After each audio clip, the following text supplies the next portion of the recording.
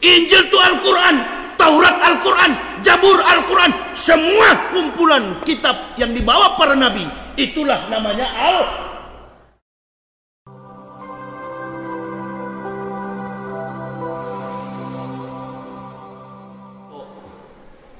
Agama Kristen ini kalau benar, kitab sucinya sudah banyak salah. Dirubah sana, Matius bilang ke kanan, Markus bilang salto ke belakang, Stefanus bilang lompat ke sana, Tetanus bilang lompat ke depan.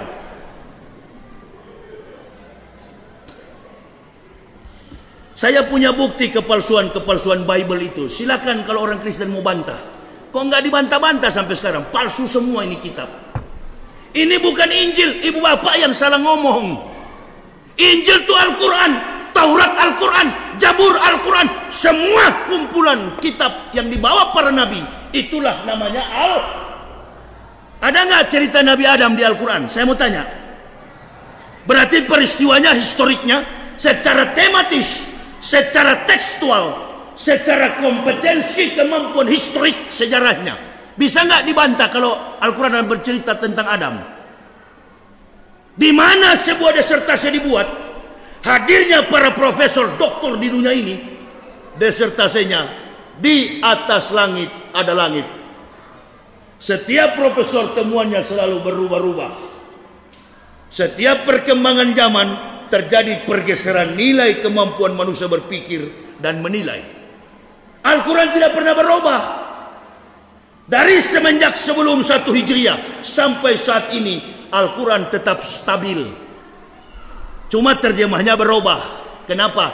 Karena translate bahasa, dialektika, antropologi, linguistik, budaya dan bahasa dalam satu kultural, dalam satu lingkup negara berbeda. Saya orang Indonesia mengatakan, selamat datang wahai saudaraku. Kalau orang bule mengatakan, welcome to the house.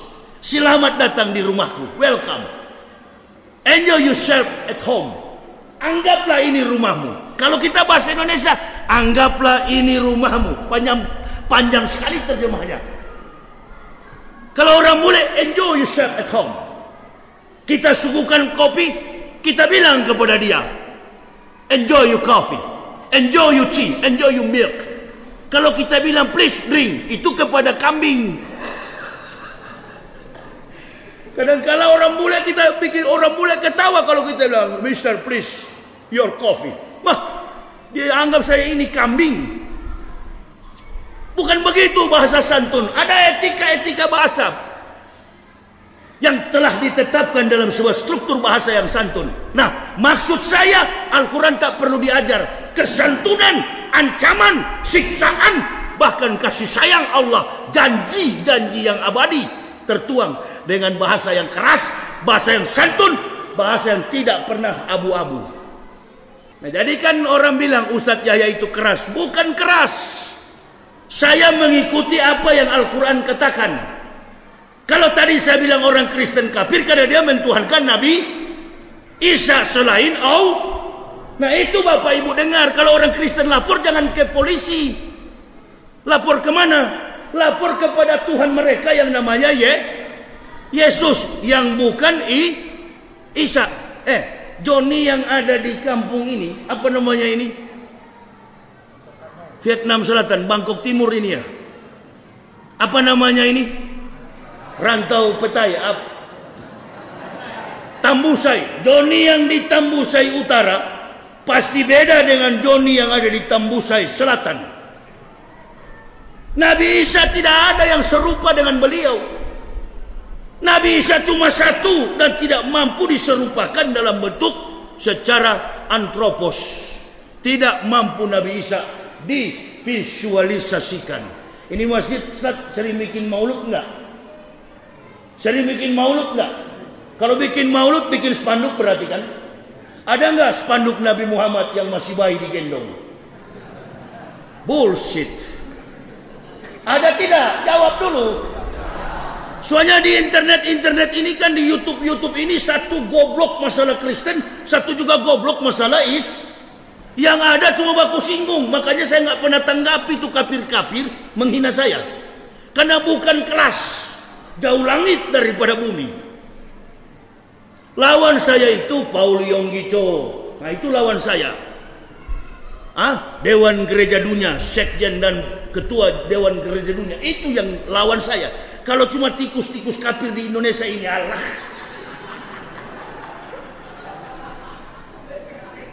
Makanya bersyukur Pak Kepala Desa, alhamdulillah yang datang ini bukan cuma tikusnya kafir, mbahnya, dedengkotnya, datuaknya kafir. Kalau soal kafir dan musyrik, soal munafik, jangan tanya ke Abdul Somad. Ustadz Uwas nggak tahu. Ustadz Abdul Somad nggak tahu bagaimana kafir, bagaimana musyrik, bagaimana munafik. Bahasa Arab munafik itu kan munafik. Ya, beliau tidak tahu karena beliau bukan dari kafir. Ini ahlinya. Artinya sesama ustadz itu bagi-bagi amplop. Nggak usah takut panitia, yang datang ini bukan Ustadz imanuhum fi amplopihim. Yang fi amunuhum amplopihim itu tuh yang dari Ustadz berubah jadi pejabat. Nggak puas dengan amplop masjid, mau jadi amplop dari dewan, kan begitu.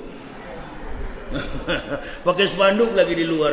Ustadz Abdullah MA MBU MBX MBR. Pakai ustadz lagi, insya Allah begitu jadi lewat. Ada juga yang pakai kiai haji besar-besar, profesor, doktor, kiai haji. Kendati sudah setengah mati, jalan pun kesuak.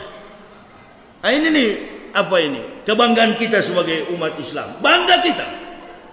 Saya katakan tadi malam di Mahato, kalau di Kristen itu benar, jangankan suara azan, setiap minggu lonceng gereja tembus sampai ke bulan. Teng, teng, hei kawan, di Vatikan besar sekali lonceng tuh paus, dajjal begini dah.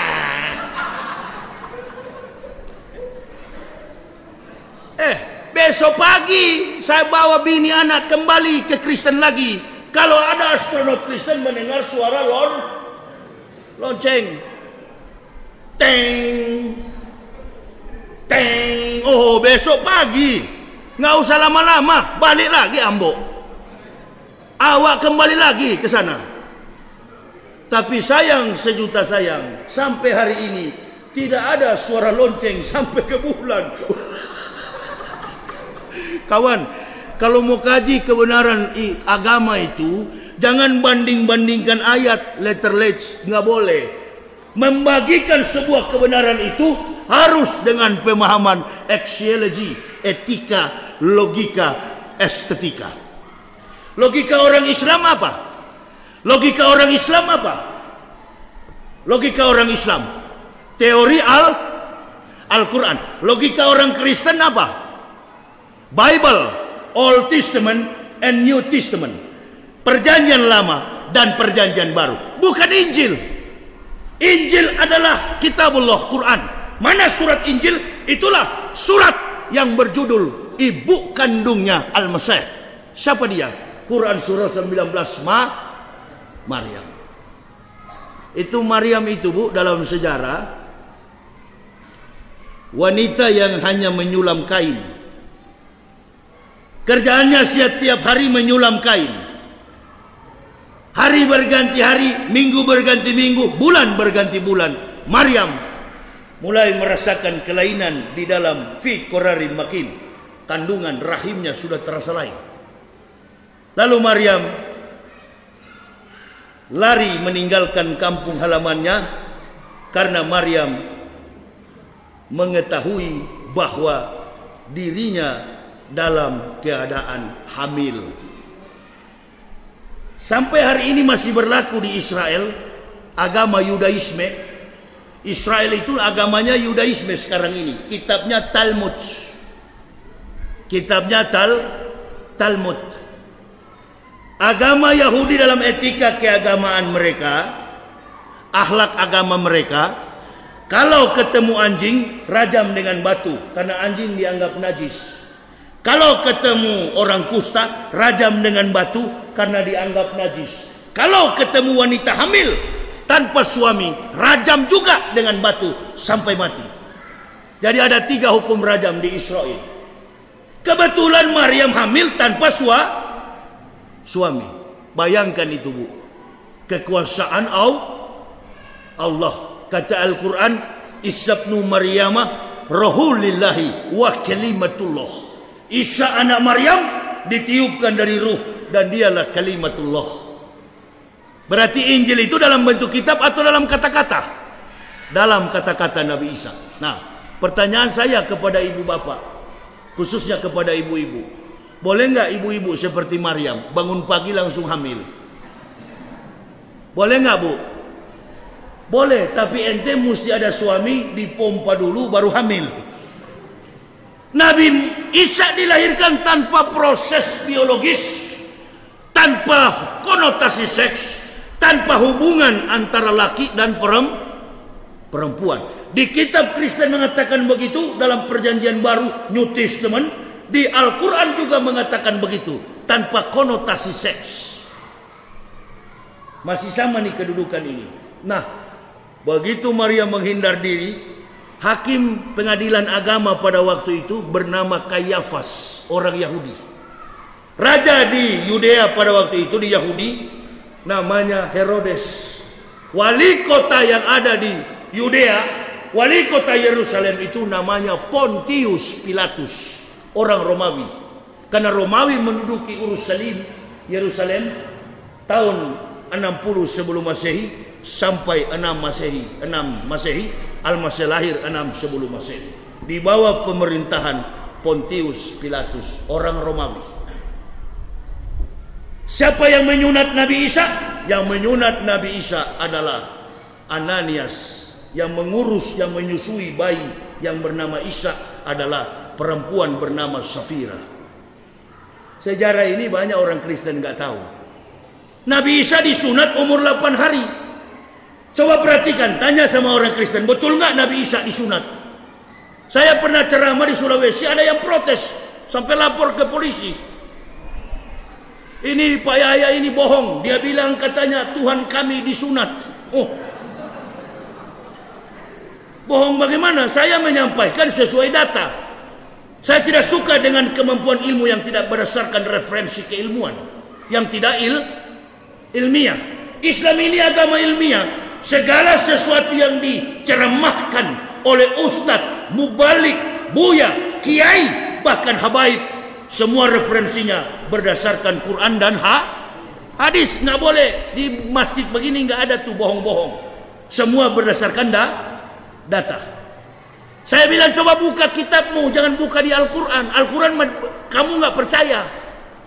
Buka kitabmu Lukas pasal 2 ayat 21. Apa dikatakan di situ? Kamu baca. Ini polisi di satu tinggal diam-diam. Kebetulan ada polisi Kristen, ada juga komandan Islam, polisi Islam. Coba baca, suruh baca dia komandan. Dibaca. Pada hari yang ke-8 anak itu dilahirkan, disunat dan diberi nama Yesus. Disunat atau dibaptis? Dia bilang, iya ya, di sini disunat. Makanya kau baca dulu kitabmu, jangan saya jitak kepalamu. Disunat atau dibaptis?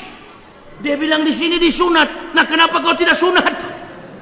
Alhamdulillah, untung tidak jadi debat saya dengan seluruh pendeta di Indonesia. Kalau jadi, bilang panitia, buka celana dulu, periksa sudah sunat atau belum. Ente pengikut Nabi Isa, mestinya kalau betul pengikut Isa, antum harus disunat. Nah, itu yang memang saya paling takut waktu masuk Islam itu, disunat. Wah, 2 malam saya berpikir-pikir ini kalau disunat bisa selesai sampai kaos lampu rata ini. Itu yang orang kafir tak mau masuk Islam karena berpikir akan digunting renghaut. Berpikir dia, coba kalau langsung masuk. Asyhadu an la ilaha illallah wa asyhadu anna Muhammadar Rasulullah. Saya bersaksi tidak ada Tuhan selain Allah, Nabi Muhammad utusan Allah. Nggak usah pakai sunat. Oh, sudah Islam semua di Indonesia. Tapi ini barang satu di bawah ini yang berat. Mesti dipotong baru boleh masuk masjid. Inilah kesucian agama Islam. Maksud saya saudara paham atau tidak? Paham atau tidak? Nabi Isa disunat atau dibaptis? baik menurut Quran maupun menurut Bible.